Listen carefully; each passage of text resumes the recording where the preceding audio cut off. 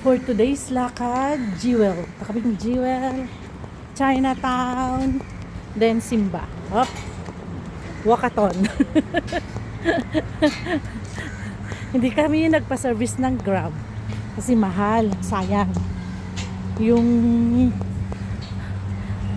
$50 na bus card, marami na kami mapupuntahan. Kaya bus card ang ginamit namin. Lalakad kami papuntang bus station. Hindi katulad sa Tigigura. Paglabas mo ng bahay, konting lakad lang, then pricey, ganun. Walang pricey, ganun dito. Lalakad kami papunta. Ayun yung bus stop. Pwede bang tumawid dyan? Tawid at your own risk. Ay, naku po. Tawid at your own risk daw. Baka ulihin tayo. Masagasaan ka. Bilis. Dalaan lang ang lakad. Okay, bilis, bilis, bilis. Tawid at your own risk daw. OMG! Oh, kaya ka pang mamatay, Lord.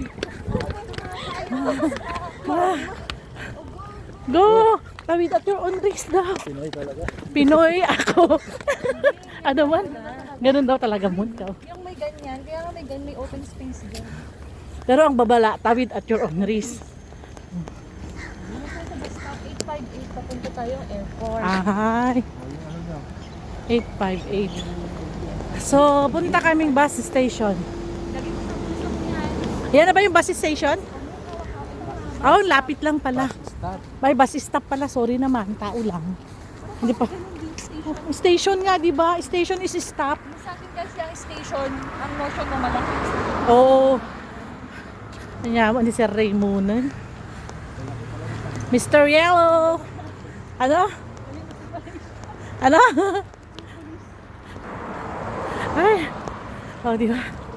Outfit check. Oh, yan. Ganun.